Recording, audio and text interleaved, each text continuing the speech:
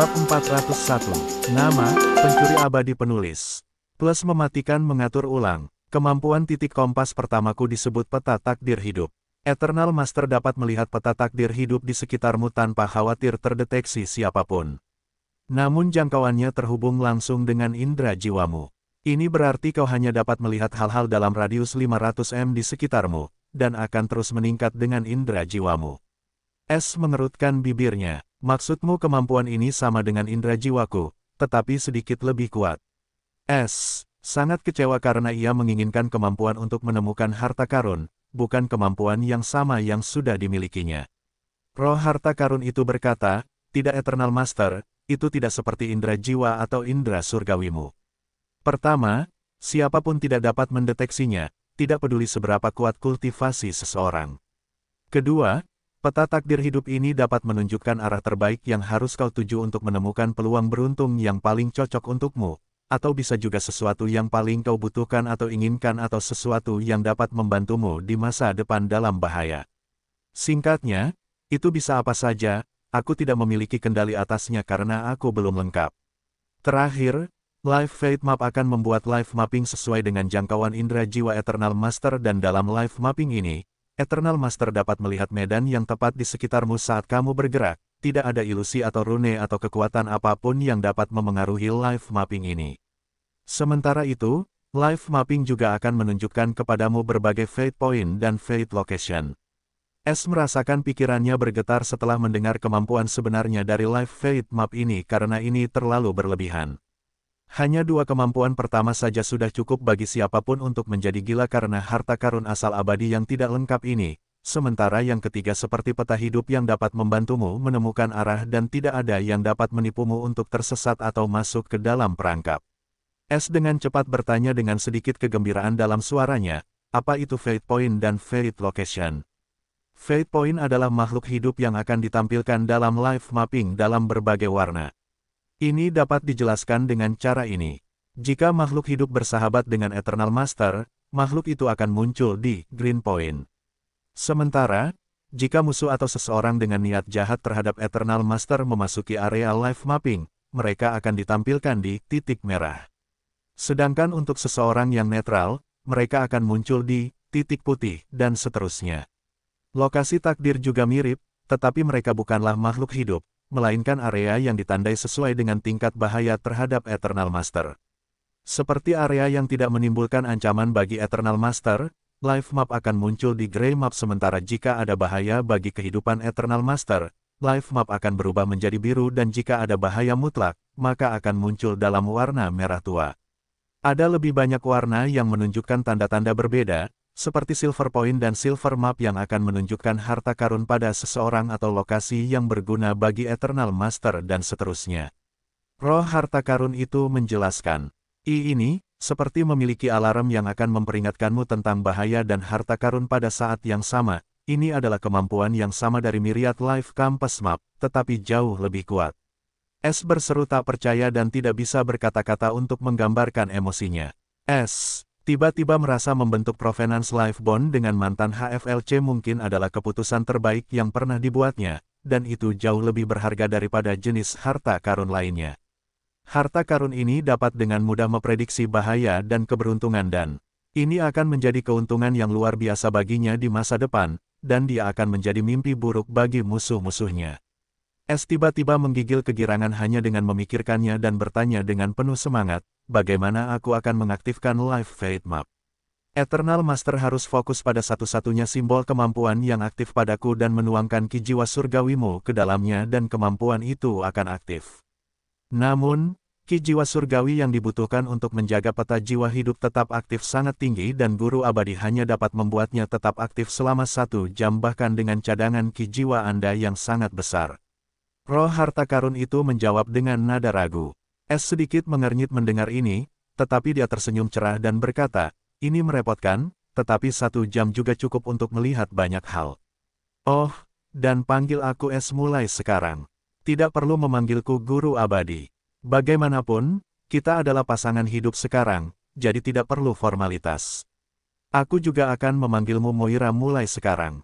Roh harta karun itu terdiam beberapa saat akhirnya berkata dengan nada penuh kepuasan, terima kasih telah menganugerahkan namaku dan mengakui keberadaanku. Aku tidak pernah berpikir akan bertemu seseorang sepertimu dan terlahir kembali.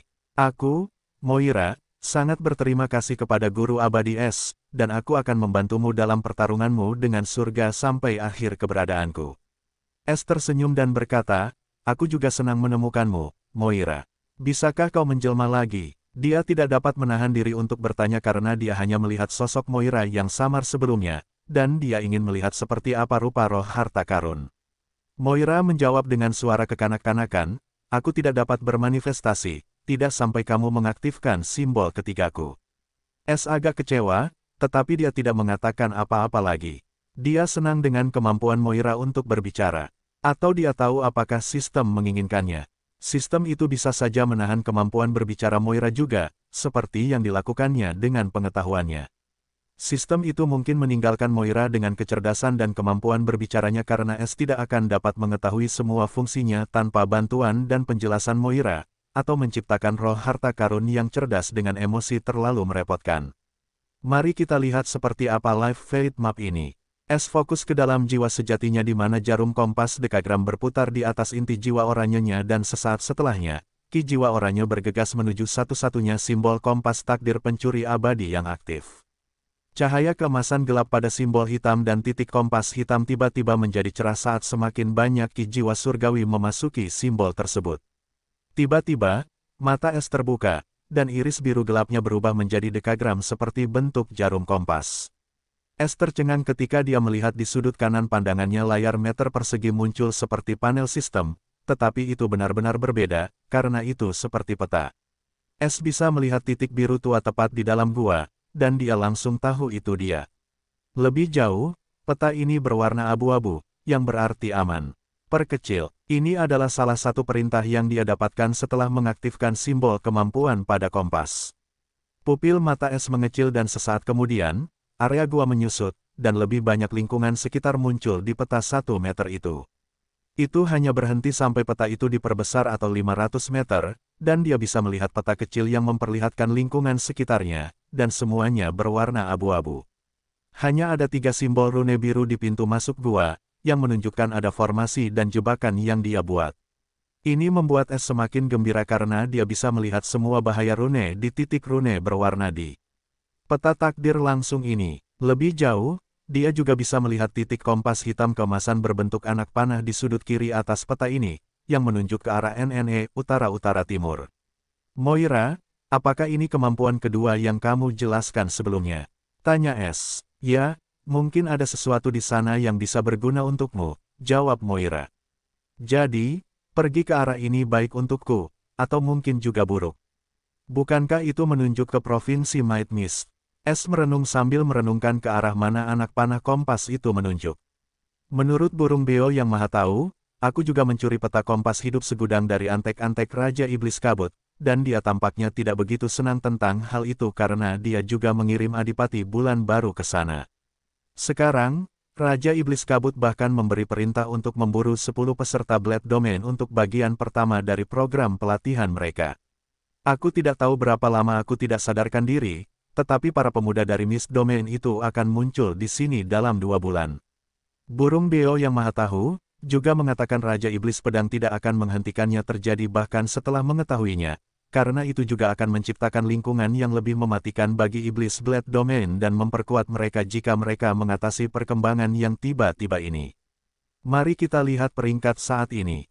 Es teringat peringatan All-Knowing Parrot tentang Mist Demon King, dan orang itu adalah seorang perencana dan ular berbisa, kebalikan dari Blade Demon King.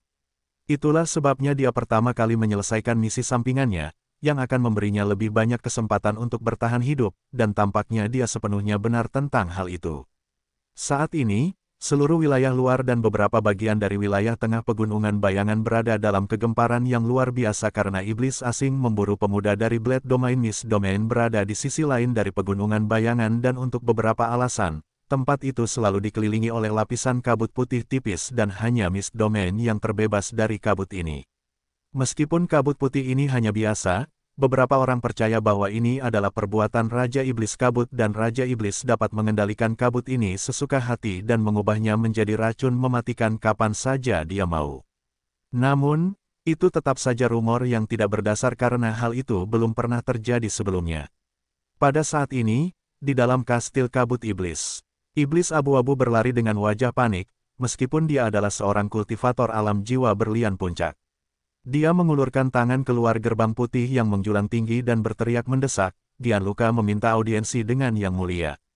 Suara yang mengesankan dan merdu terdengar dari balik pintu. Masuk, pintu putih itu terbuka, dan perpustakaan yang luas terungkap, dengan banyak rak buku tua dan buku yang tak terhitung jumlahnya. Tepat di tengah-tengah perpustakaan yang menakjubkan ini terdapat sebuah meja giok kecil dan kursi putih seperti singgasana. Seorang wanita cantik yang anggun duduk dengan tenang di singgasana ini. Dia memiliki wajah oval dengan kulit abu-abu pucat dan bola mata biru tua dengan warna yang sama, rambut panjang halus, dan sepasang tanduk kecil. Namun, jika seseorang melihat dengan saksama, orang bisa melihat kabut putih samar di sekitar kecantikan ini, memberinya pesona misterius dan watak yang tidak bisa didekati. Dia tidak lain adalah Raja Iblis dari Provinsi Mighty Mist, Raja Iblis Kabut. Meskipun Raja Iblis Kabut adalah seorang wanita, tidak ada gelar seperti Ratu Iblis di ras Iblis. Raja Iblis Kabut dengan acuh tak acuh menatap Gianluca, yang kepalanya tertunduk. Dia tidak berani menatapnya karena dia tahu Raja Iblis Kabut memiliki pesona aneh dan siapapun dengan kemauan lemah yang menatapnya akan terpesona dan terpesona olehnya. Hanya keberadaan tingkat Raja Iblis yang bisa tetap tenang di depan kecantikan menawan yang dikenal sebagai Raja Iblis Kabut ini. Gianluca berlutut dan dengan cepat berkata dengan sedikit panik, Yang Mulia, Raja Iblis Pedang ada di sini, dan dia telah menerobos masuk ke wilayah dalam dan saat ini sedang menuju ke Kastil Kabut. Gianluca jelas tahu mengapa Blood Demon King ada di sini, dan mengapa dia bersikap begitu agresif. Itu semua karena Miss Demon King memutuskan untuk mengadakan kompetisi untuk memburu pemuda dari Blood Domain, meskipun mengetahui kepribadian Blood Demon King yang sombong. Lebih jauh, Gianluca juga tahu jika Blood Demon King mengamuk di sini dan Miss Demon King terpaksa melawannya, setengah dari Miss Domain mungkin akan hancur. Pertarungan antara dua alam manifestasi bukanlah lelucon, dan Dewan Iblis Kerajaan melarangnya, tetapi apakah Lunatic Blade akan peduli tentang itu? Jawabannya adalah tidak, orang itu akan melakukan sesuatu terlebih dahulu dan kemudian memikirkan konsekuensinya. Itulah sebabnya semua orang sekarang panik, dan mereka semua tahu kali ini jelas salah mereka untuk memprovokasi orang gila itu, dan sekarang dia ada di sini. Namun, ekspresi acuh tak acuh pada Miss Demon King tidak berubah sama sekali saat dia berkata dengan dingin, jangan hentikan dia, antar dia langsung ke aula tahta. Aku akan menemui tamu terhormat kita. Gianluca jelas terdiam mendengar nada santainya, tetapi dia tidak berani menyuarakan pendapatnya dan mengangguk sebelum pergi. Miss Demon King tiba-tiba tersenyum dengan indah setelah Gianluca pergi dan bergumam dengan sedikit melankolis, kau sebodoh biasanya, Blade sayang. 10 menit kemudian, di dalam ruang tahta yang indah, Miss Demon King duduk di tahta putihnya mengenakan gaun ratu merah muda yang cantik dan menatap pintu aula tahta yang tertutup dengan ekspresi tanpa ekspresi di wajahnya yang menakjubkan. Boom! Tepat pada saat ini, pintu aula terbuka saat iblis berkulit perak setengah baya yang tinggi dengan tubuh kekar muncul, dengan senyum muram di wajah tampannya. Dia mengenakan jubah raja hitam dan dua bilah panjang terbungkus di pinggangnya, tetapi kedua tangannya mencengkeram erat gagang kedua bilah itu saat dia melihat iblis wanita cantik itu dengan sedikit kerumitan di mata merahnya. Raja Iblis Kabut tetap tenang meskipun Raja Iblis Pedang menerobos masuk ke ruang tahta dengan begitu kurang ajar. Raja Iblis Pedang berkata pada saat ini dengan nada muram, kau berutang penjelasan padaku, Miss. Dia secara alami berbicara tentang langkah kotor domain kabut untuk memburu orang-orangnya dan saat dia mendengarnya, dia dengan cepat pergi menuju domain kabut, tetapi dia tidak menghentikan kompetisi. Raja Iblis Kabut dengan dingin berkata, kau kasar seperti biasanya, bahkan setelah 300 tahun, kau masih tidak tahu bagaimana bersikap seperti Raja Iblis. Hentikan omong kosong itu, aku di sini bukan untuk mendengarkan khotbahmu tentang bagaimana menjadi Raja Iblis. Meskipun aku mengabaikan perilaku masa lalumu di domainku selama bertahun-tahun, kali ini kau sudah keterlaluan. Raja Iblis Blade berteriak saat aura tajam yang tak terlihat tiba-tiba muncul di aula singgasana, dan luka-luka dalam muncul di seluruh aula singgasana. Namun, Raja Iblis Kabut mendengus dingin saat penghalang abu-abu muncul di sekelilingnya, dan kedua kekuatan itu saling bentrok. Namun tidak ada yang menang, sehingga terjadi kebuntuan. Seluruh aula bergetar saat ini, dan ini bahkan belum sepenuhnya dari kedua Raja Iblis alam manifestasi jiwa ini. Kau ingin bertarung? Raja Iblis Kabut bertanya dengan tegas, dengan sedikit niat membunuh. Raja Iblis Blade terkekeh dingin dan berkata dengan nada memprovokasi, bagaimana menurutmu? Baiklah, aku akan memberimu penjelasan, tapi jangan pikir aku takut padamu. Jika aku mengalahkanmu di sini, wilayah kekuasaanku akan hancur. Raja Iblis Kabut akhirnya kembali menunduk saat kilatan aneh melintas di matanya. Jangan membuatku tertawa. Kita berdua tahu siapa yang akan berada di lantai. Raja Iblis Pedang juga menelusuri kembali niat pedangnya. Raja Iblis Kabut sama sekali mengabaikan ekspresi provokatif Raja Iblis Pedang dan berkata, aku memilih program pelatihan ini untuk membuat anak-anak muda itu merasakan sensasi bertarung dengan rekan-rekan mereka dan merasakan bagaimana rasanya bertarung satu sama lain dengan mempertaruhkan nyawa mereka. Selain itu, aku tahu kamu juga menyetujui metode ini dan itulah sebabnya kamu tidak menghentikan persaingan dari pihakmu. Hanya saja kamu marah karena kamu tidak menemukan ide ini sendiri. Itu sebabnya kamu di sini untuk melemparkan salah satu amukan ke kanak-kanakanmu. Ekspresi Blade Demon King berubah sedikit jelek dan membalas, berhentilah bicara omong kosong dengan mulut lisinmu itu. Aku tidak menghentikannya karena aku tahu pihakmu tidak memiliki kesempatan di depan pihakku, dan kali ini kau akan berdarah. Miss Demon King akhirnya tersenyum tipis dengan sedikit sarkasme. Oh, lalu mengapa kau di sini? Untuk menemuiku. Aku di sini untuk menuntut penjelasan, juga untuk mengetahui alasan pasti kau memprovokasiku untuk datang ke sini. Orang lain tidak mengenalmu, tetapi aku tahu orang seperti apa kau, dan kau tidak akan melakukan apapun yang tidak menguntungkanmu, bahkan jika itu dimaksudkan untuk menjual dirimu sendiri. Blade Demon King tidak berbasa-basi dan berkata dengan dingin dengan sedikit kebencian yang mendalam. Cedric, kau bertindak terlalu jauh. Miss Demon King akhirnya berdiri dari singgasananya dengan ekspresi jelek di wajahnya, karena kekuatan penindasannya meroket. Apa yang kau ingin aku ungkapkan semua yang terjadi di masa lalu? Atau kau ingin melupakan apa yang telah kau lakukan untuk mendapatkan kekuasaan? Blade Demon King tidak mundur sama sekali saat dia terus mengangkat topik sensitif ini. Miss Demon King menggertakkan giginya dengan kilatan pahit di matanya saat dia menatap mata Blade Demon King yang marah. Pada akhirnya, dia tidak menyerang dan menenangkan dirinya dan kembali ke dirinya yang menyendiri saat dia berkata, aku tidak akan merendahkan diri ke levelmu. Biarkan aku langsung ke intinya. Aku ingin jimat pelacak jiwa di tanganmu, dan aku tahu kamu tidak akan menyerahkannya. Tapi bagaimana kalau kita bertaruh pada kompetisi berburu ini? Mata Blade Demon King menyipit saat ini dan dengan dingin berkata, apa yang membuatmu berpikir aku akan mempertaruhkan satu-satunya jimat pelacakan jiwa kelas 6 di daratan utama dalam kompetisi anak muda ini, belum lagi denganmu dari semua orang. Raja Iblis Kabut berkata dengan tenang seolah-olah dia sudah menduga jawaban ini, bagaimana jika aku mempertaruhkan buku pedang langit milikku? Kita berdua tahu buku pedang langit ini sama kuatnya dengan buku pedang darah milikmu. Putramu Peter membutuhkan buku ini jika dia ingin membuat kemajuan lebih jauh dalam jalur pedangnya, dan kamu telah mencari buku ini selama beberapa waktu sekarang. Apakah aku benar? Ekspresi Raja Iblis Pedang berubah mengerikan saat ini ketika Raja Iblis Kabut mencengkeram sarafnya yang masam, dan dia akhirnya mengerti mengapa dia tidak dapat menemukan buku ini di reruntuhan itu semua karena intersepsi Raja Iblis Kabut. Dia menggertakkan giginya dan berkata dengan pasrah, kamu tidak hanya menginginkan jimat pelacak jiwaku, tetapi kamu juga tidak ingin memberiku buku pedang langit. Tetapi sepertinya kamu tidak punya pilihan lain, karena aku tidak akan pernah setuju jika itu adalah sesuatu selain masa depan putraku. Itu sebabnya kamu ingin berjudi alih-alih bertukar untuk tetap mendapatkan keduanya. Kamu sama jalannya seperti sebelumnya. Ayo bertaruh kalau begitu, sebutkan ketentuan taruhan ini. Di dalam wilayah inti Pegunungan Bayangan, hari sudah mulai terang, tetapi Pegunungan Bayangan itu masih diselimuti kegelapan dan kesuraman. Pada saat ini, Feng muncul dari gua dengan senyum tipis di wajahnya yang polos saat dia melihat gelang di pergelangan tangannya. Peringkat saat ini dari kompetisi Blade Domain pertama adalah 1. Jax Wildwind, 23.230 poin pembunuhan. 2. Ramiro Wild Lion, 19.040 poin pembunuhan. 3. Peter Silverblade, 17.080 poin pembunuhan. 4. Alora Wild Israel, 16.620 poin pembunuhan. 5. Eliezer Evil Blade, 11.000 poin pembunuhan. 6. Thomas Wild Cheveo, 10.930 poin pembunuhan. 7.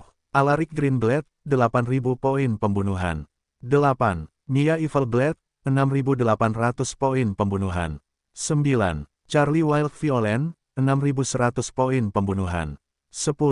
Anton Fireblade, 5.490 poin pembunuhan. 11. Brain Evil Blade, 5.170 poin pembunuhan. 12. 100. Brenna Silverblade, 2.890 poin pembunuhan. Sungguh tak terduga. Tampaknya suku-suku liar lebih kuat karena mereka hidup di lingkungan seperti ini dan berlatih di sana pada usia yang sangat muda, dan mereka memberi iblis-iblis arogan dari daratan ini waktu yang sangat sulit. Thomas juga tampaknya melakukannya dengan baik, tetapi reputasi Peter dipertaruhkan. Sudah waktunya bagiku untuk mengumpulkan beberapa poin pembunuhan, S merenung dengan seringai tipis di wajahnya. Meskipun mungkin ada banyak ramuan obat di wilayah inti dan aku tidak perlu khawatir terdeteksi oleh binatang iblis dengan bantuan Moira, karena area ini berwarna abu-abu ini berarti, tidak ada harta yang berguna bagiku di sini untuk membuang-buang waktuku pada mereka. Lebih jauh, aku ragu suku iblis pedang akan meninggalkan sesuatu yang berharga di sini untuk orang lain. Jadi lebih baik aku kembali ke wilayah tengah atau mungkin ada seseorang yang telah memperhatikan keributan yang disebabkan oleh hukuman surgawi dan aku tidak akan bijaksana untuk tinggal di sini.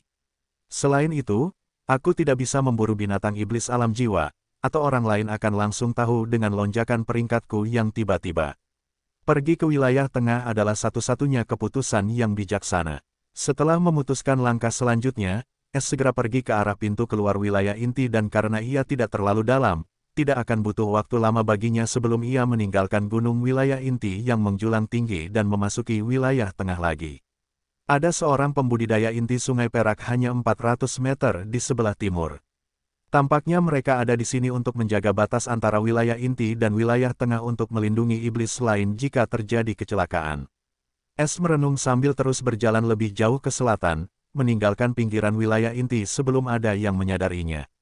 Ia tidak tahu Aura Duke dan Craig Duke sedang dalam perjalanan ke sini untuk menyelidiki fenomena yang dilaporkan oleh Troll Bumi Brandon. Namun, mereka juga membawa serta pemimpin ras Troll Bumi, yang kebetulan merupakan satu-satunya Troll Bumi di alam jiwa dari ras Troll Bumi dan jika S tidak pergi, Troll Bumi itu mungkin telah menemukan jejak barunya. Namun, sekarang, pada saat mereka tiba di sini, jejak S akan sepenuhnya tertutup oleh alam itu sendiri. Setengah hari kemudian, S telah meninggalkan daerah berbahaya dan sekarang, bahkan jika seseorang memperhatikannya, mereka tidak akan mencurigainya sama sekali. S juga melihat live mapping, tetapi masih berwarna abu-abu, yang membuatnya agak kecewa. Meskipun demikian, dia tidak khawatir tentang hal itu dan mencari beberapa binatang iblis untuk diburu. Setelah S berkeliaran bermil-mil, dia akhirnya menyadari sesuatu dan menggunakan live mapping lagi dan melihat satu titik merah dan satu titik merah muda sejauh 350 meter darinya. Perbesar, pupil S langsung membesar saat dekagram di sekitar matanya berkilauan secara misterius sebelum peta mulai menjadi lebih rinci saat kedua titik itu mulai membesar. S melihat kedua titik itu terus-menerus runtuh bersama dan menutup peta saat menggunakan indera jiwanya dan, seperti yang dia pikirkan, ada gelombang Ki yang bergejolak di area itu, yang berarti keduanya sedang bertarung. Merah mewakili musuh, sementara titik merah muda berarti entitas yang bermusuhan, bukan musuh atau pihak yang netral. Titik ini juga memiliki peluang 50% untuk berubah menjadi merah, menjadi musuh, atau berubah menjadi putih, menjadi netral. Itu tidak mengejarku, dan itu sama sekali berbeda dari titik merah yang secara khusus mencariku dengan niat jahat.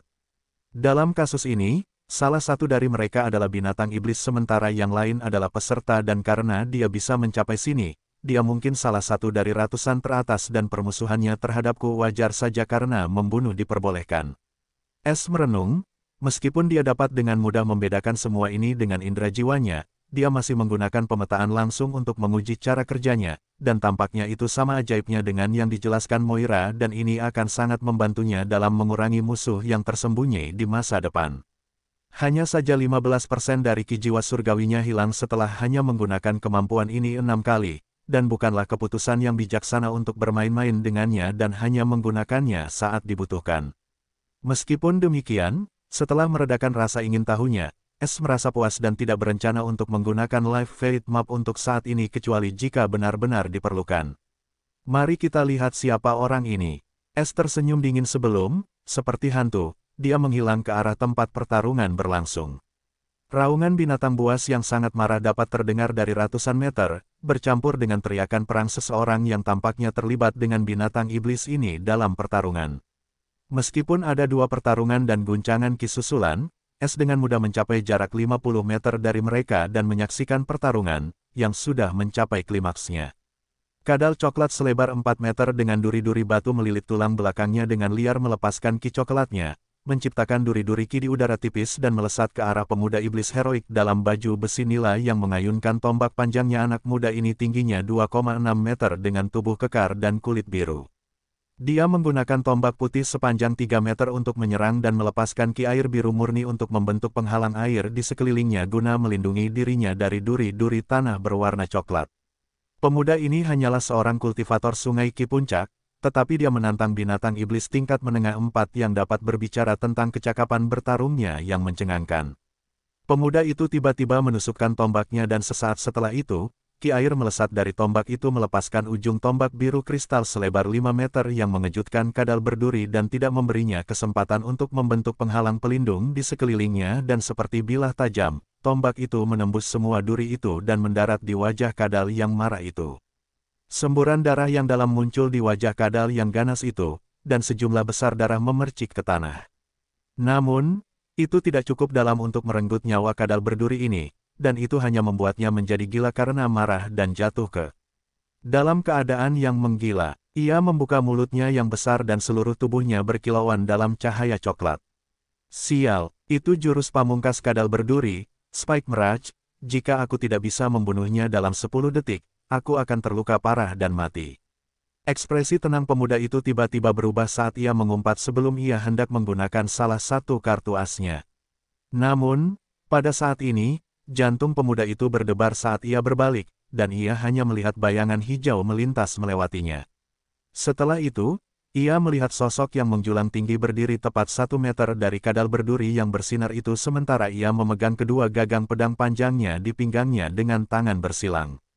Suara tenang yang menindas terdengar pada saat ini, kemunculan iblis kembar, kebangkitan iblis kembar. Setelah itu, dua sinar hijau tajam dengan sedikit warna putih tiba-tiba muncul dengan kecepatan yang sangat cepat, membentuk X, yang mendarat tepat di bawah rahang Kadal berduri dan menembusnya sepenuhnya seperti pisau panas dalam mentega sebelum mengenai bagian dalam rahang atas Kadal itu. Kadal itu bahkan tidak mendapat kesempatan untuk melepaskan keterampilan pamungkasnya sebelum kehidupan di matanya memudar dan, seperti gumpalan, jatuh di tanah berbatu tepat di dalam genangan darahnya sendiri. Es tersenyum puas ketika dia melihat betapa kuatnya seni menggambar pedang klan Feng, dan itu benar-benar layak dipelajari. Selama pihak lain lebih lambat darinya, dia bisa membunuh mereka dalam sekejap, dan dia tahu dia bisa menggunakannya dengan pedang hitamnya jauh lebih baik daripada pedang Feng dan lebih cepat. Siapa kamu? Suara pemuda yang marah namun waspada terdengar saat ini. Dia pergi dengan terkejut ketika dia melihat Es membunuh Kadal berduri itu dengan satu gerakan. Bahkan jika itu sudah terluka parah olehnya, itu tidak mengubah fakta bahwa itu adalah binatang iblis tingkat menengah 4 dengan tubuh yang sangat kokoh. Namun, pendatang baru ini dengan mudah menerobos pertahanannya. Hal ini membuat pemuda ini merasa khawatir dan waspada terhadap Feng, atau dia pasti sudah menyerangnya karena mencuri mangsanya. Kejadian seperti ini sangat umum terjadi dalam kompetisi ini dan iblis ini sangat kuat, dan dia berada di bagian terdalam wilayah tengah. Jadi dia tidak pernah mengira seseorang akan sampai di sini, dan dia tidak tampak lebih lemah darinya. Ketika pemuda ini berpikir jika orang ini mengincarnya alih-alih Kadal, dia bisa dengan mudah menyergapnya dan kemudian membunuhnya, yang membuatnya merinding. Feng akhirnya berbalik, pedang panjangnya sudah dimasukkan kembali ke sarungnya, dan dia tersenyum tipis saat dia melihat ke arah pemuda iblis yang heroik itu. Dia dengan tenang berkata, "Tidakkah kau akan berterima kasih kepada penyelamatmu?" alih-alih menanyainya. Sebagai hasil dari ucapan satir Feng, ekspresi pemuda itu mendung saat dia dengan erat mengepalkan gagang tombaknya. Namun, dia tidak melakukan gerakan gegabah karena ki-nya sudah terkuras, dan dia juga sedikit terluka karena bertarung dengan Spike Lizard. Dia bisa tahu bahwa pemuda di depannya masih baik-baik saja hanya dengan sikap acuh tak acuhnya. Dia tidak pernah mengira akan ada bakat seperti ini yang tersembunyi di dalam diri para pemuda di antara wilayah pedang. Pada akhirnya, dia melakukan penghormatan kerajaan dan berkata dengan ramah, "Memang tidak pantas bagiku untuk bertindak kasar di depan saudara ini yang mengulurkan tangan membantu. Mohon maafkan aku atas tindakan cabulku sebelumnya. Bolehkah aku tahu namamu?" Dia tidak menyerangku meskipun kesal karena mencuri mangsanya. Yah, sepertinya aku tidak akan bisa menguji Demon Sword Dance-ku padanya sekarang, sayang sekali. S berpikir, jika S mau, dia bisa saja membunuh orang ini, dan dia juga tidak akan bisa melawan. Namun, dia tidak melakukannya dan hanya membunuh Spike Lizard karena dia ingin melihat apakah orang ini akan menyerangnya, dan kemudian dia bisa menguji keterampilan pedang Feng padanya. Dia juga punya alasan lain untuk tidak membunuhnya, itu karena dia tidak tahu apakah orang ini berasal dari suku iblis terkemuka, dan dia tidak yakin apakah gelang tangan ini juga dapat merekam nama peserta yang dibunuh. Jika ini masalahnya, maka dia akan membuat musuh kuat lainnya tanpa alasan yang jelas, dan dia tidak menginginkan itu. Dia hanya akan membunuh seseorang jika benar-benar diperlukan. Dia masih membutuhkan identitas Feng, dan akan merepotkan jika dia dipaksa untuk meninggalkannya. Jangan khawatir, aku Feng Demon Sword. Bagaimana denganmu? S menjawab sambil tersenyum. Ekspresi pemuda itu goyah dan berkata, "Earl Pedang yang bangkit, Feng."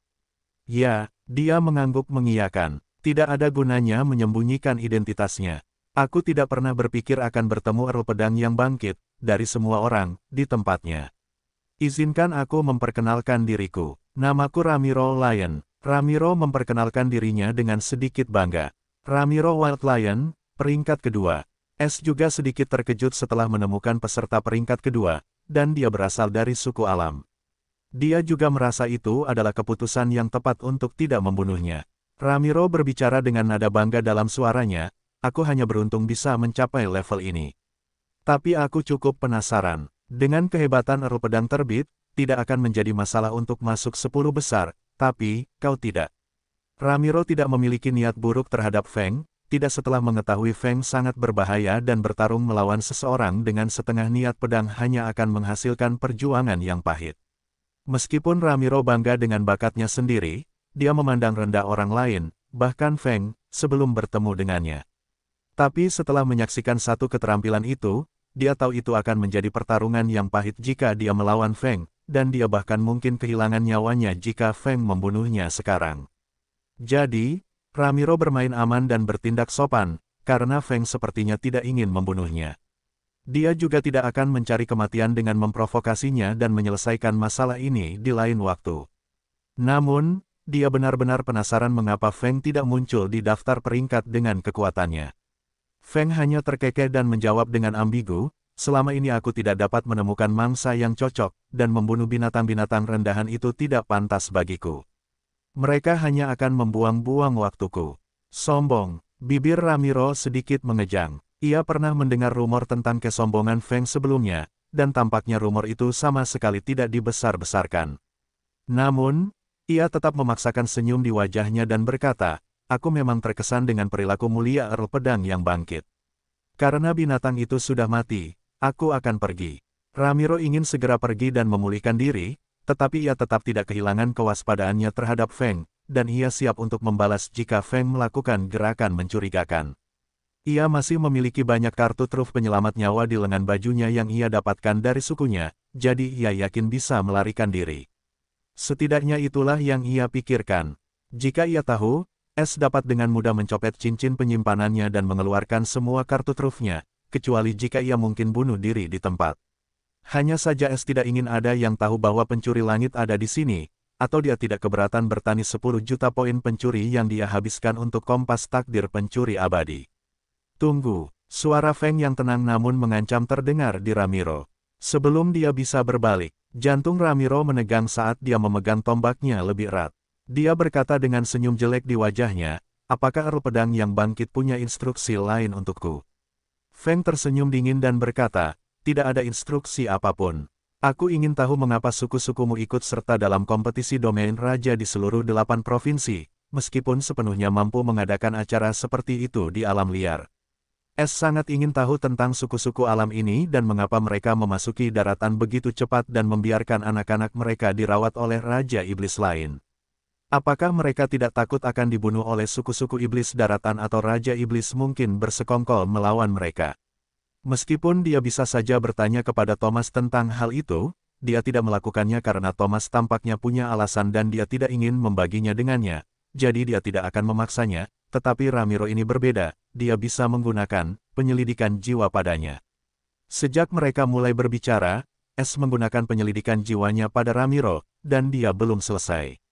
Dia tidak ingin membiarkannya pergi sebelum dia selesai, jadi dia hanya menanyakan pertanyaan acak ini. Ekspresi Ramiro sedikit berubah, tanpa mengetahui lebih dari separuh ingatan hidupnya telah dicuri oleh S. Dia dengan tegas menjawab saat ini tanpa berpura-pura, saya dengan rendah hati menyarankan Earl Pedang yang bangkit untuk tidak menyelidiki masalah tentang suku-suku alam. Itu hanya akan membawa malapetaka bagi dirimu sendiri, dan saya mengatakan kebenaran yang sederhana tanpa maksud tersembunyi. Mata Feng berubah tajam, yang membuat Ramiro tersentak, dan dia siap untuk bertarung. Tetapi Feng tidak menyerang dan hanya mengerutkan bibirnya dan berkata, baiklah. Aku tahu batasannya, aku hanya ingin tahu. Mari kita berpisah di sini.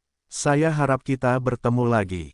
Ramiro tidak berdiri dalam upacara dan dengan cepat pergi menggunakan beberapa keterampilan gerakan yang tidak diketahui dan benar-benar menghilang di dalam hutan lebat.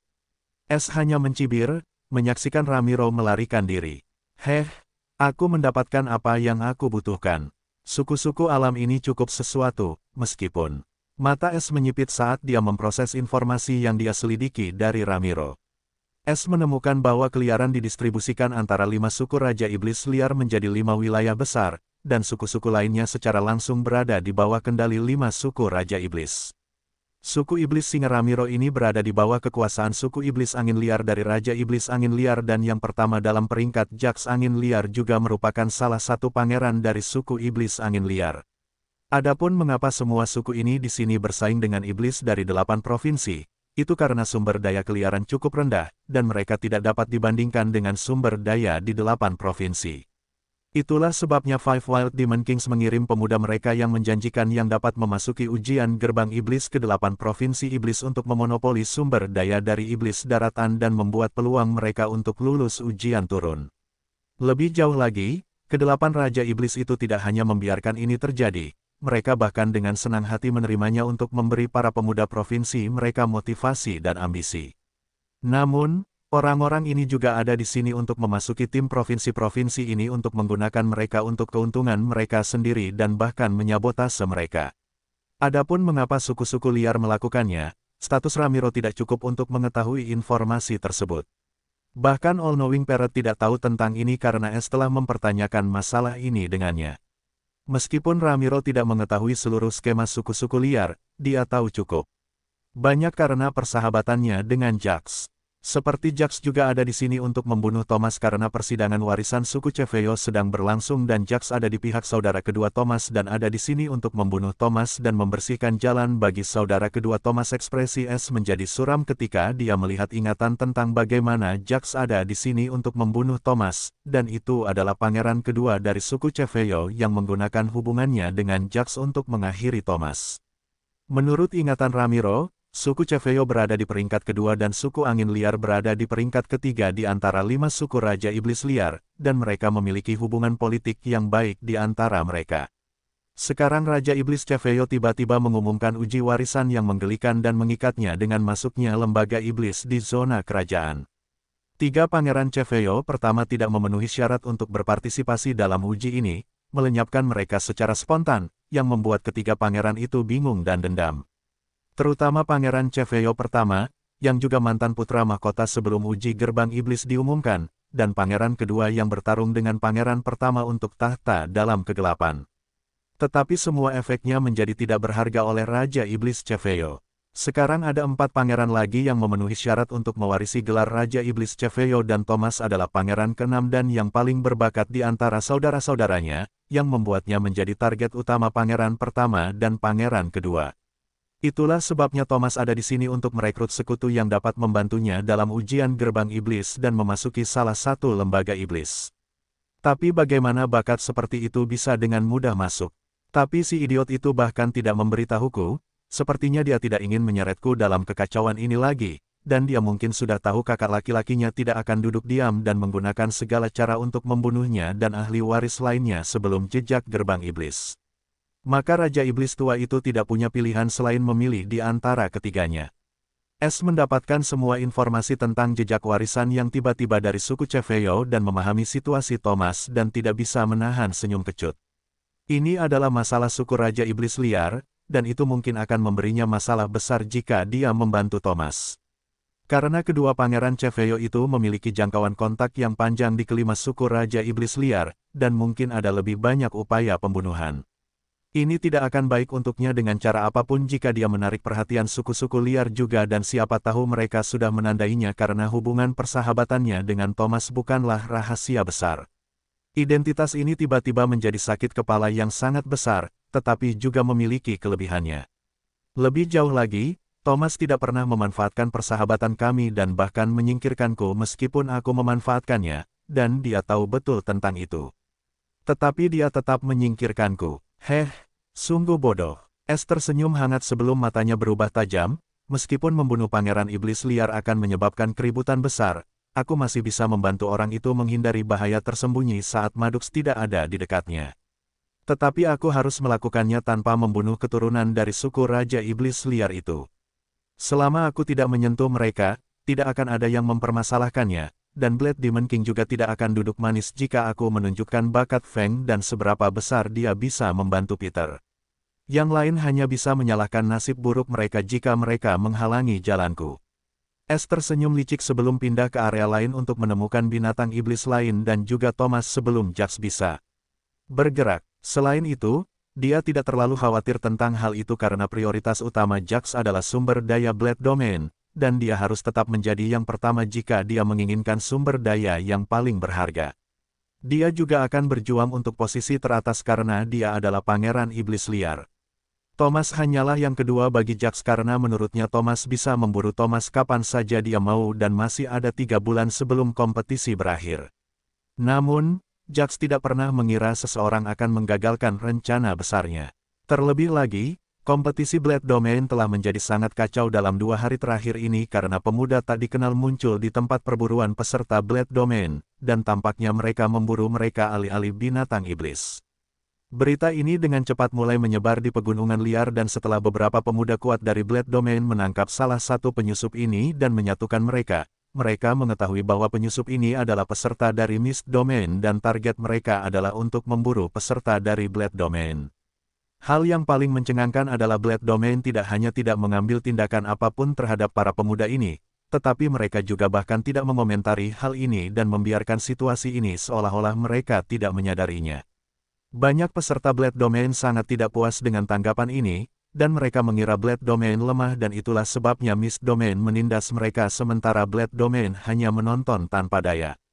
Beberapa dari mereka bahkan mencoba meninggalkan pegunungan bayangan, tetapi mereka segera mengetahui bahwa batas yang mengarah ke pintu keluar dipenuhi dengan kabut racun, dan siapapun yang dapat menyentuhnya langsung diceburkan oleh racun mematikan yang membunuh dalam waktu 2 hari bahkan jika mereka terserempet olehnya. Perkembangan baru ini sangat mengejutkan para pemuda Blade Domain yang ingin melarikan diri demi keselamatan mereka, tetapi tampaknya ini hanya angan-angan belaka. Mereka yang memiliki otak dengan cepat menduga bahwa ini juga merupakan bagian dari kompetisi Blade Domain, dan mereka harus bertahan hidup di bawah serangan Mist Domain sambil juga menyelesaikan target mereka. Ini juga membuat para peserta Blade Domain berhenti berkelahi satu sama lain dan bekerja sama dalam menghadapi musuh bersama, dan ini mengubah pegunungan yang tenang dan suram menjadi medan pertempuran yang mematikan untuk bertahan hidup. Namun, berita ini hanya menyebar ke seluruh wilayah luar dan para peserta di wilayah tengah tidak mengetahui tentang perkembangan mendadak ini. Mereka semua sibuk mengumpulkan poin kill dan bertarung satu sama lain. Namun, tidak akan lama lagi sebelum mereka akan menghadapi kekuatan terkuat dari domain kabut yang sedang menuju ke arah mereka dan bentrokan di antara mereka tidak dapat dihindari. Bab 407. Di bagian tengah yang tidak diketahui. Penatua keempat, apakah menurutmu bocah itu dimakan oleh binatang buas? Sosok berjubah bertanya dengan suara jengkel, karena ada 6 sosok berjubah lainnya yang duduk di dalam gua. Penatua keempat menjawab dengan nada tidak yakin, Penatua keenam, tebakanku sama bagusnya dengan tebakanmu. Kami telah mencari selama lebih dari 2 bulan sekarang, tetapi bocah Feng itu telah benar-benar menghilang begitu saja, dia juga tidak muncul dalam peringkat. Aku tidak berpikir dengan kehebatannya, akan sulit baginya untuk masuk 100 teratas, tetapi sepertinya ada yang salah. Suara lain terdengar dari seorang wanita dengan sedikit amarah, jika bocah itu ingin mati, dia seharusnya membiarkan kita memurnikannya. Sudah berapa lama sejak garis keturunan alam jiwa yang sepenuhnya terbangun muncul? Sekarang telah jatuh ke perut beberapa ternak. Bagaimana kita bisa menghadapi pemimpin klan seperti ini? Sebuah suara tua mendesah sebelum berdering, Penatua kelima, tidak perlu khawatir lagi akan menumpahkan susu. Itu salah kita karena kehilangan jejaknya sejak awal.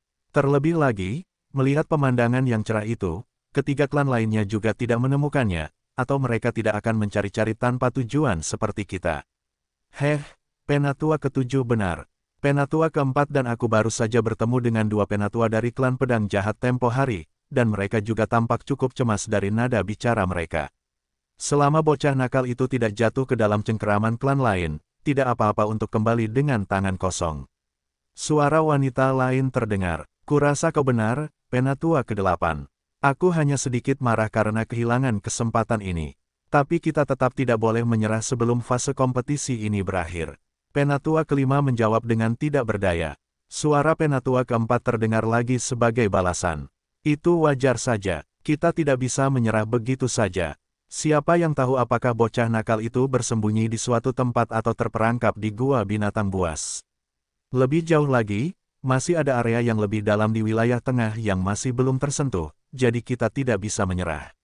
Suara tua tetua ketujuh terdengar setuju, seperti yang dikatakan tetua keempat, kita masih memiliki beberapa bagian di wilayah tengah untuk dicari dan pelayan kita dari ras troll bumi juga akan mengirimkan laporan mereka besok, kita harus menunggu sebelum merencanakan langkah kita selanjutnya. Tetua ke-8 berbicara lagi pada saat ini dengan sedikit antisipasi dalam suaranya, peringkat akan segera disegarkan lagi, mari kita lihat apakah Tuan Muda Alarik telah menggulingkan bocah dari suku liar itu dan mengambil racun kelima. Semua orang tampaknya sejenak melupakan Feng saat tetua keempat mengeluarkan gelang tangan putih yang bukan untuk peserta, tetapi hanya untuk pengamat untuk melihat peringkat. Peringkat kompetisi akan berubah setiap 24 jam, dan semua orang akan melihat 100 peserta teratas berkembang setiap hari dan ingin mengikutinya. Tepat saat gelang tangan putih di tangan tetua keempat aktif, sebuah tampilan putih pun muncul, dan mereka semua melihat peringkat yang baru saja berubah. 1. Jax Wild Win, 24.230 poin pembunuhan. 2. Ramiro Wild Lion, 19.040 poin pembunuhan. 3. Peter Silverblade, 18.500 poin pembunuhan. 4. Alora Wild Israel, 16.940 poin pembunuhan. 5. Eliezer Evilblade, 12.200 poin pembunuhan. 6. Thomas Wild Cheveo, 11.130 poin pembunuhan. 7. Alaric Greenblade, 8.800 poin pembunuhan. 8. Feng Demon Sword, 8.000. 9. Mia Evilblade, 6.900 poin pembunuhan. 10. Charlie Wild Violent, 6.300 poin pembunuhan. 11. Anton Fireblade, 5.900 poin pembunuhan. 12. Brain Evilblade, 5.400 poin pembunuhan. 13. Semua orang di dalam gua tiba-tiba membelalakan mata karena histeris dan berteriak serempak. Itu bocah nakal, tanda pisah. Reaksi yang sama terjadi di seluruh pegunungan bayangan saat ini ketika semua orang melihat Earl Pedang terlupakan muncul tiba-tiba dan menempati posisi ke-8 dalam sehari. Yang paling terkejut tentu saja adalah para pembudidaya inti sungai berlian dari klan Empat Bilah yang mencari Feng kemana-mana selama lebih dari 2 bulan, tetapi tidak berhasil. Namun, sekarang bocah nakal itu telah muncul, dan dia menyebabkan keributan yang luar biasa setelah muncul. Meskipun demikian, mereka semua langsung beraksi dan dengan cepat mulai mencari Feng dengan gila-gilaan. Ini telah berubah menjadi perlombaan tentang siapa yang akan dapat menemukannya terlebih dahulu. Lebih jauh lagi, Para pemuda dalam daftar 100 teratas juga merasa terancam setelah melihat pesaing kuat lainnya muncul tiba-tiba. Terutama suku-suku liar, dan mereka semua mulai memburu binatang iblis dan peserta dengan gila-gilaan. Tanda pisah. Di mahkota pohon besar, ledakan tawa gembira terdengar saat ini. Hahaha, Saudara Feng, kamu benar-benar membuatku khawatir sejenak di sini, tetapi sepertinya aku harus khawatir tentang posisiku yang merenggutmu sekarang. Sungguh orang yang tidak tahu malu. Tanda pisah. Di bagian lain dari wilayah tengah, seorang pemuda tampan dengan tenang melihat peringkat baru dan bergumam dengan dingin, pedang iblis Feng, ya. Tampaknya Thomas memiliki bakat untuk memilih anjing, tetapi sayangnya, Anda memilih sisi yang salah, kalian berdua melakukannya. Tanda pisah. Iblis muda tampan lainnya terengah-engah karena ada mayat binatang iblis seperti serigala di sampingnya yang dipotong menjadi dua bagian. Dia melihat peringkat saat mata merahnya bersinar dengan ganas. Seperti yang diharapkan dari seseorang yang saya anggap saingan saya tidak akan membiarkan Anda menekan saya dan hewan-hewan liar itu dengan mudah. Tanda pisah. Di dalam gua acak di wilayah tengah, nona muda, dia adalah seorang jenius lain dari daratan dan bakatnya dikabarkan setara dengan Pangeran Peter. Suara panik seorang gadis muda terdengar saat ini. Sebagai balasan, suara yang tajam terdengar dengan sedikit amarah yang membara. Charlie, berhentilah menjadi orang yang selalu khawatir. Biarkan orang-orang itu bertarung satu sama lain. Pada akhirnya, akulah yang akan menuai hasil yang paling banyak. Aku hanya membutuhkan inti iblis dari binatang iblis tipe api dan keterampilan rahasia kelas bumi atas milikku akan mencapai kesempurnaan, dan aku akan menjadi tak terkalahkan di bawah alam inti sungai bab 408 keterampilan rahasia dan teknik rahasia. Di Golden Skyworld, keterampilan, seni kultivasi, keterampilan rahasia, teknik rahasia, dan teknik kultivasi dibagi menjadi 4 tingkatan. Mortal, bumi, langit, dan pemecah langit. Dan setiap tingkatan memiliki 2 tingkatan, bawah dan atas. Tingkat mortal bawah dapat dikultivasikan oleh kultivator alam pertama, alam gerbang, atau lebih tinggi, sedangkan tingkat mortal atas dapat dikultivasikan oleh kultivator alam kedua, alam bangunan fondasi, atau lebih tinggi. Demikian pula, tingkat bumi bawah cocok untuk alam ketiga, alam sungai, dan tingkat bumi atas untuk alam keempat, alam inti sungai. Tingkat langit bawah dan atas cocok untuk alam kelima, alam jiwa, dan alam keenam, alam manifestasi, masing-masing. Sedangkan untuk alam ketujuh dan alam kedelapan yang terkenal, hanya keterampilan pemecah langit dari tingkat bawah dan atas yang dapat mengeluarkan potensi sejati mereka.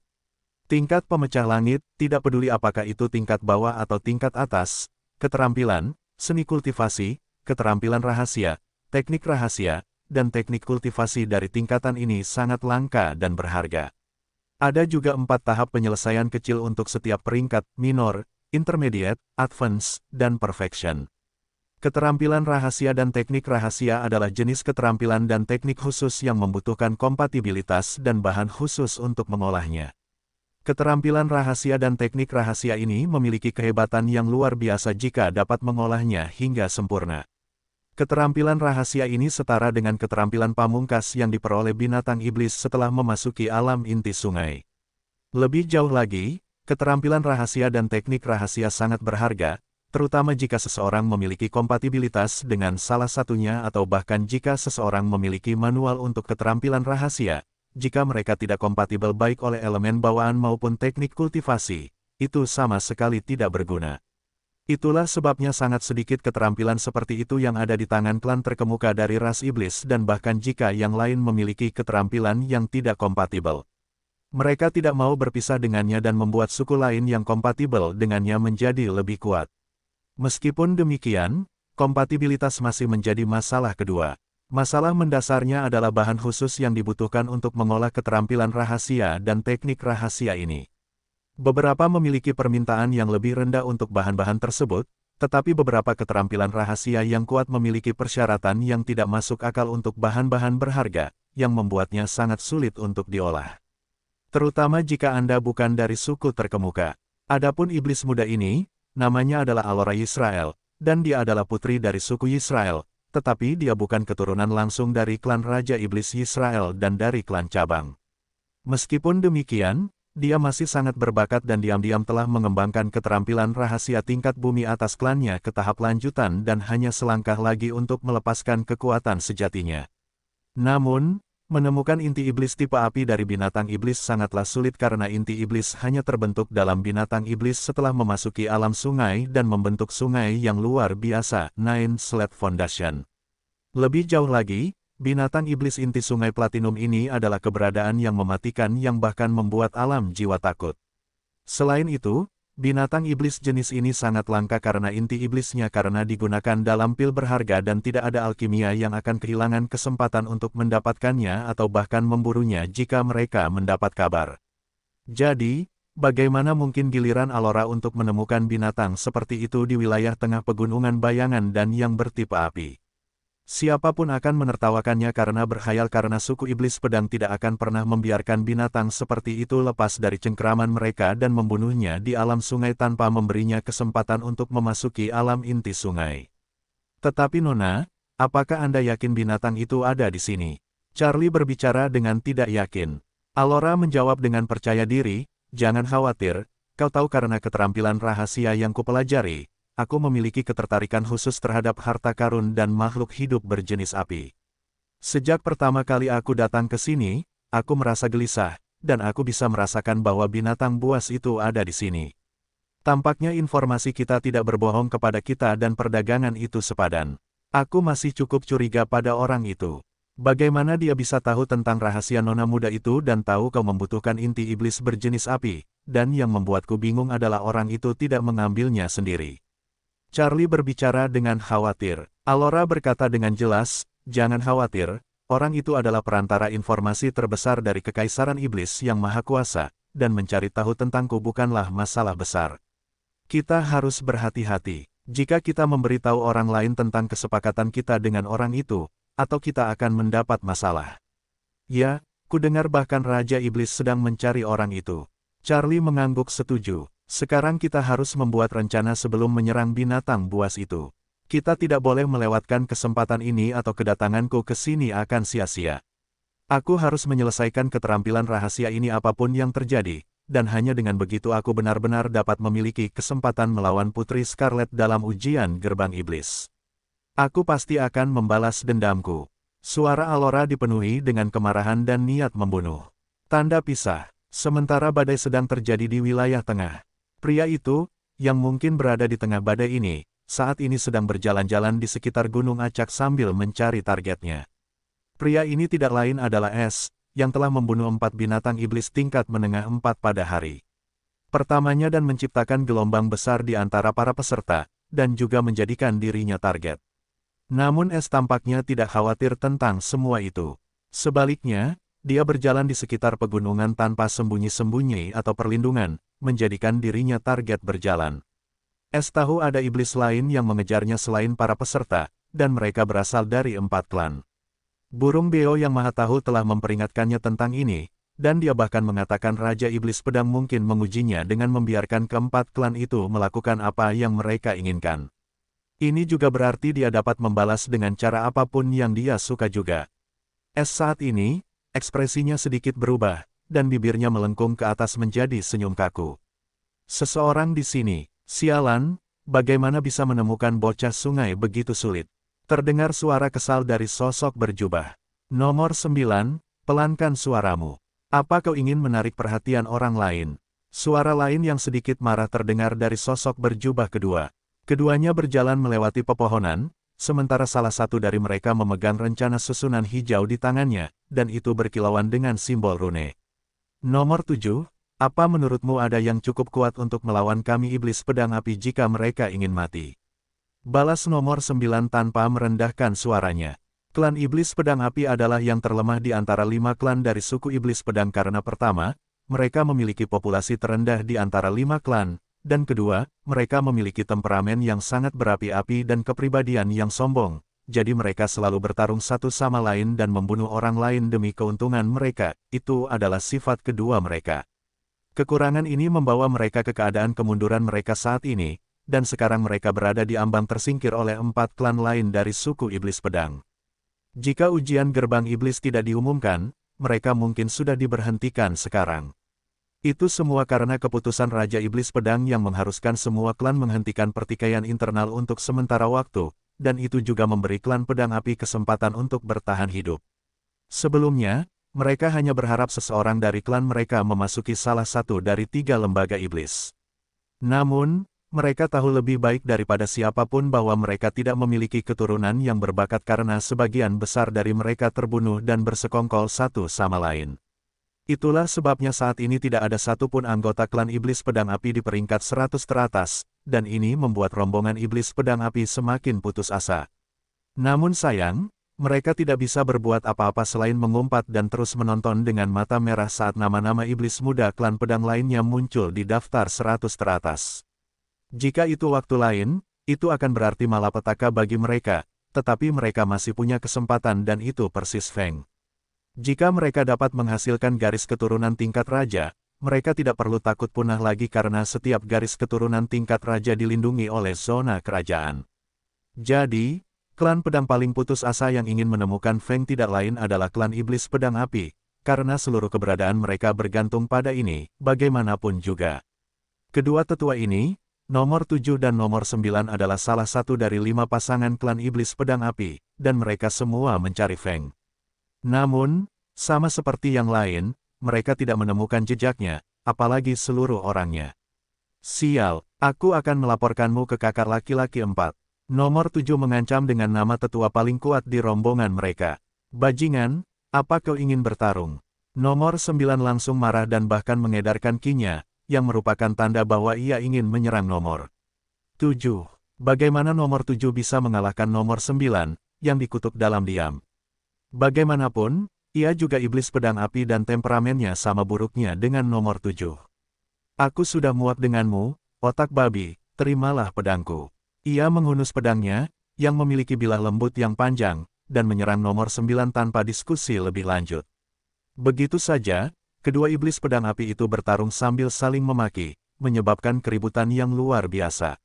Mereka berdua adalah kultivator inti Sungai Emas dan hanya selangkah lagi memasuki alam inti Sungai Berlian, jadi pertarungan mereka mengejutkan banyak binatang iblis lemah di sekitarnya saat mereka melarikan diri untuk menyelamatkan diri. Namun, keduanya tidak tahu hanya 100 meter dari posisi bertarung mereka, sepasang mata dingin sedang mengamati mereka seolah-olah mereka adalah sepasang badut yang sedang melakukan pertunjukan.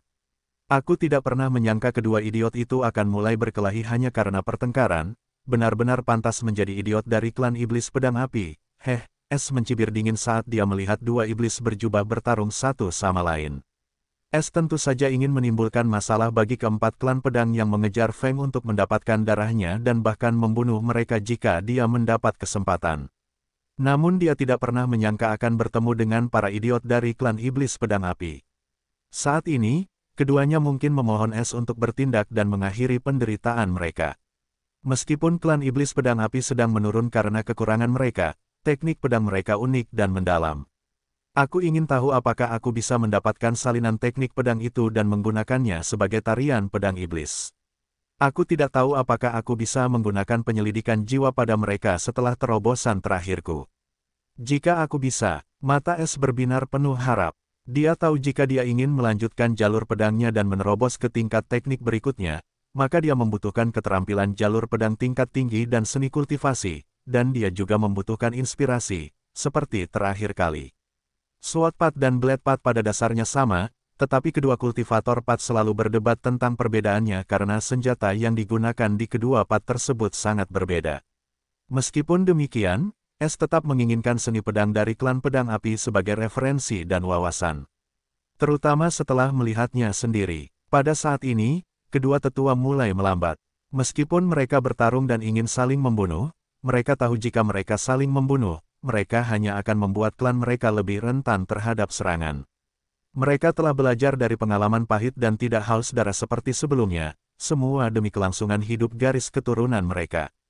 Nomor 9 terengah-engah sambil meraung, aku akan membiarkan anjingmu hidup hari ini, nomor 7. Nomor 7 meludah ke tanah sebelum menegur, aku akan membiarkanmu mempertahankan hidupmu yang singkat untuk saat ini juga sebelum aku berurusan dengannya. Dia berbalik dan meraung dengan niat membunuh, mengapa kamu tidak keluar sekarang, karena kamu menikmati pertunjukannya. Nomor 9 juga tampak terkejut dan dengan cepat meningkatkan kewaspadaannya. Sejujurnya, dia tidak tahu seseorang sedang mengamati mereka dalam bayang-bayang dan jika mereka terus bertarung, mereka mungkin menjadi mangsa orang lain. Pada saat ini setelahnya, tanah berbatu tiba-tiba retak, dan sebuah kepala kecil muncul di bawah tanah sebelum orang kecil keluar dari terowongan. Itu adalah troll bumi. Kamu budak rendahan, kamu berani memata-matai kami. Suara nomor 7 dipenuhi dengan niat membunuh, tetapi dia tidak segera menyerang pria kecil itu. Dia tahu ras troll bumi tidak akan pernah bisa mengkhianati mereka atau bersekongkol melawan iblis manapun, apalagi menyerang mereka secara diam-diam. Karena troll bumi ini berani muncul di sini, itu mungkin sesuatu yang penting. Tepat seperti dugaannya, lelaki kecil itu berlutut dan bersujud sebelum berkata dengan malu, "Maafkan saya, tuan-tuan, tapi ini darurat." Suara suram nomor 9 terdengar, "Lebih baik bersikap baik, atau aku akan minum darahmu malam ini." Pria kecil itu berkibar sebelum mengeluarkan bulungan kuning dengan segel bilah perak di atasnya. "Dekrit Raja Iblis Pedang." Kedua pria itu berkata serempak, dengan sedikit ketakutan dalam suara mereka.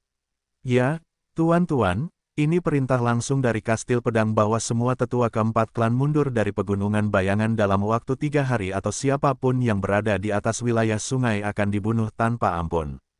Troll bumi itu dengan cepat memberitahu mereka saat dia dengan hormat menyerahkan dekrit di tangan nomor 7. "Apa?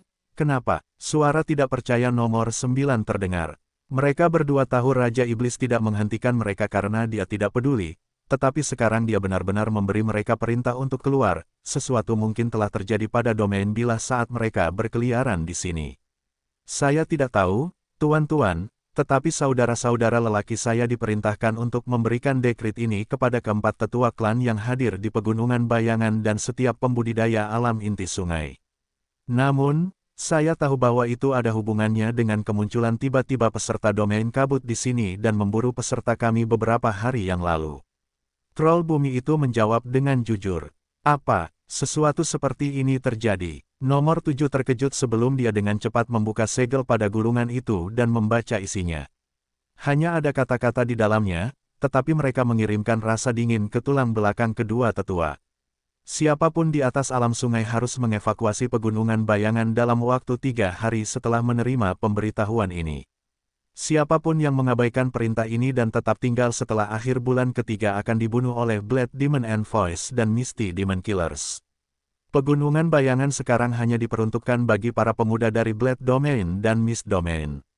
Ini, gumam nomor 9 dengan bingung saat dia membaca isinya.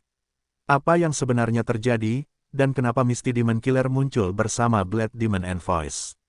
Bukankah mereka semua adalah pengawal pribadi Mist Demon King dan Blade Demon King dan musuh satu sama lain?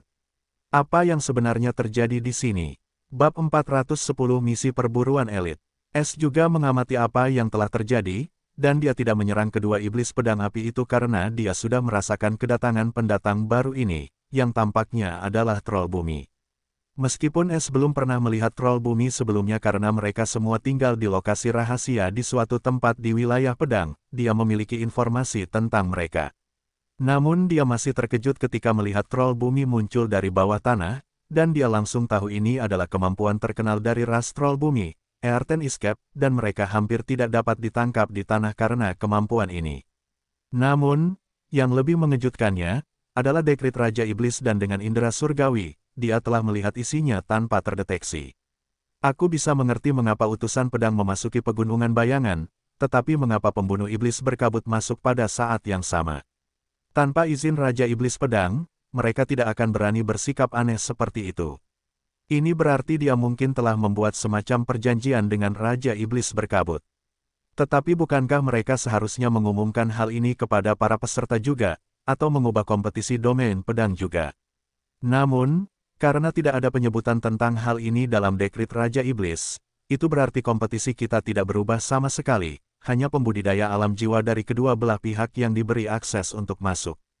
Apa yang sebenarnya terjadi? Alam jiwa itu masuk untuk memantau masing-masing pihak karena suatu alasan, dan itu semua ada hubungannya dengan campur tangan domain kabut. Tetapi dengan utusan alam jiwa memasuki Gunung Bayangan, aku harus lebih berhati-hati untuk tidak mengungkapkan kemampuan asliku dan juga mencari pembunuh iblis berkabut. Orang-orang itu adalah musuh dengan domain pedang, jadi mereka tidak akan begitu baik untuk melihat potensi ancaman tumbuh tepat di bawah hidung mereka. Bagaimana jika, kekacauan yang menyebalkan. Es merasa kesal ketika dia gagal memahami niat kedua Raja Iblis dan apa yang harus mereka lakukan dengan kompetisi aneh ini. Namun, apapun alasannya, selama itu tidak melibatkannya atau berhubungan dengannya, dia tidak terlalu khawatir tentang hal itu. Dia sekarang bisa bersembunyi dari para kultivator alam jiwa, jadi dia juga bisa menghindari mereka. Secara eksklusif dengan bantuan Moira, Es memperhatikan kedua tetua itu pergi bersama troll bumi setelah berduka selama beberapa waktu. Dia mendesah, betapa beruntungnya, ya aku mendapat kesempatan lain di masa depan untuk mendapatkan keterampilan dan seni pedang suku pedangku secara langsung. Tapi di sisi baiknya, aku tidak perlu khawatir tentang penyergapan klan 4 bilah lagi. Mereka tidak akan berani tidak mematuhi Raja Iblis selama mereka tidak ingin menderita. Es dengan sedih pergi karena rencananya untuk menyergap dua kultivator Sungai Emas dan menguji penyelidikan jiwanya pada mereka gagal. Dia sekarang akan mencari binatang iblis untuk diuji untuk mendapatkan lebih banyak poin pembunuhan dan EXP. Setelah bergerak beberapa mil ke arah barat laut, Es merasakan dua tanda jiwa baru dan fluktuasi ki yang kuat, pertarungan antar kultivator. Tanpa ragu, bergerak menuju arah pertempuran. Es dengan cepat mencapai area tersebut dan melihat seorang iblis muda dengan tubuh kurus dan kulit gelap memegang pedang tipis panjang, sedang bertarung dengan iblis berkulit merah tua yang juga menggunakan pedang tipis panjang. Mata Es menyipit saat melihat kedua iblis itu. Mereka juga dari suku iblis pedang.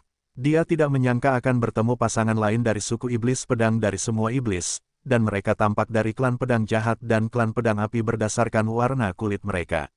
Lebih jauh lagi, mereka berdua memiliki kecakapan yang mencengangkan, yang menunjukkan bahwa mereka cukup kuat dan mungkin berada di peringkat 100 teratas. Bran, dasar bajingan, hari ini kau akan mati, dan saudaramu tidak akan ada di sini untuk menyelamatkan pantatmu yang malang. Pemuda dari klan pedang api itu meraung dengan penghinaan yang dalam saat dia menebaskan pedangnya dan ki merah memenuhi area tersebut. Anton, kau akan mati seperti kakakmu bertahun-tahun lalu. Sayang sekali kau bukan kakakmu, jadi aku tidak akan bisa bersenang-senang sebelum membunuhmu, jadi hentikan saja perjuangan yang tidak berarti ini. Bran mencibir sambil menggunakan pedangnya dan melakukan tebasan horizontal yang mengerikan. Jelas dia sengaja mengejek Anton agar dia melakukan kesalahan dan kemudian memanfaatkannya karena kekuatan mereka berdua hampir berada pada level yang sama. Mengenai permusuhan di antara mereka, itu bukanlah hal baru di antara kedua klan ini. Klan pedang jahat adalah klan terkuat kedua dari suku pedang iblis sementara klan pedang api sedikit lebih rendah, menempati posisi ketiga, dan kedua klan selalu berjuang satu sama lain dalam bayang-bayang. Hal yang sama juga terjadi pada anak-anak mereka. Keduanya berasal dari garis keturunan utama klan masing-masing, dan mereka memiliki dendam yang sangat dalam di antara mereka. Terutama Anton karena adik perempuannya dibunuh oleh Bran dengan cara curang beberapa tahun yang lalu. Terlebih lagi, karena klan pedang api tidak memiliki bukti, klan pedang jahat lolos tanpa luka. Hal ini membuat klan pedang api semakin haus darah dan pertarungan antara kedua klan menjadi lebih sengit dalam beberapa tahun terakhir ini.